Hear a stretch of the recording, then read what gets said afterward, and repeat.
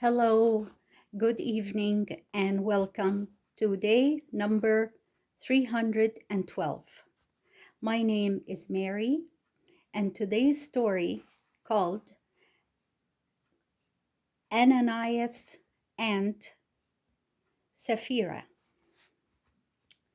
In those early days, the Church of Christ in Jerusalem was like a great family. Each person loved all the others. No one said anything he owned was his, but they shared everything. Those who owned land or houses sold them, brought the money, and laid it down at the feet of the apostles. This was not because a rule was made about it, but because each member loved the rest and wanted to help them. The money that was given this way was divided among those that were poor. So no one who believed in Christ was in need. There was one man who gave away all he had to help the church. His name was Joseph, but he was called Barnabas, which means the one who encourages. Because he was so helpful and cheering in his words, Barnabas sold his land and gave the money from it to the apostles so they could help the poor with it. Barnabas spent all his time as well as his money doing good. But there was another man in the church at Jerusalem whose spirit was not like Barnabas's. Ananias.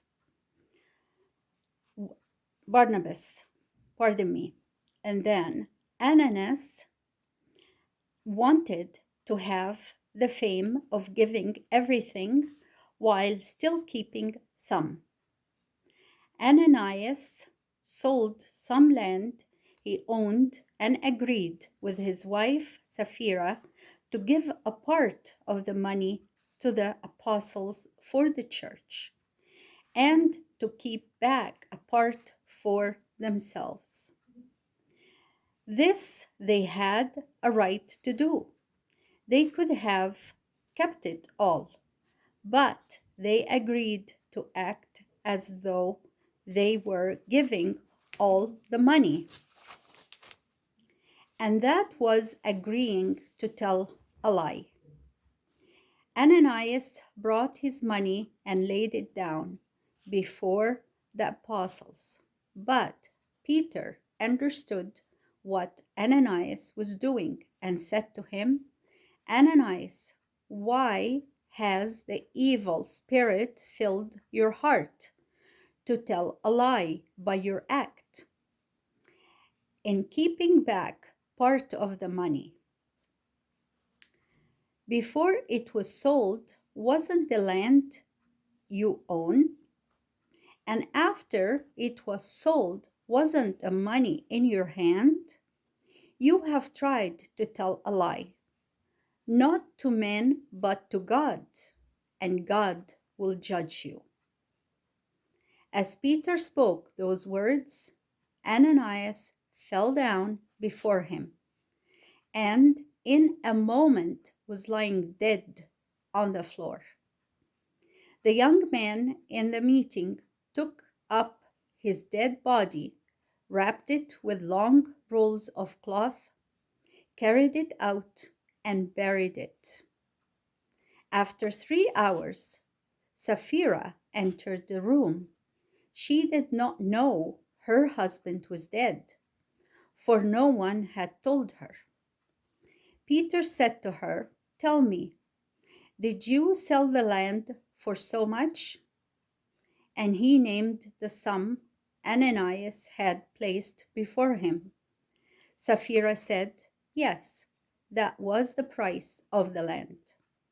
But Peter said to her, "Why did you two people agree to bring God's anger on yourselves? Those who have buried your husband are at the door, and they shall carry you out also." Sapphira fell down, struck dead by the power of God. The young men coming in found her dead, and they carried out her body and buried it beside her husband. A great fear came to all the church and to everyone who heard how Ananias and Sapphira died. After that, no one dared to try and decide and deceive the apostles in their gifts to the Lord's church. And that was the word of the Lord. Now we come to our questions. Question number 1. What was the church like? What was the church like? The second part of question number 1 says, why was it that way? Why was it that way? Question number 2, what did Barnabas do? Why? What did Barnabas do? Why? Number 3, what did Ananias do that was wrong? What did Ananias do that was wrong?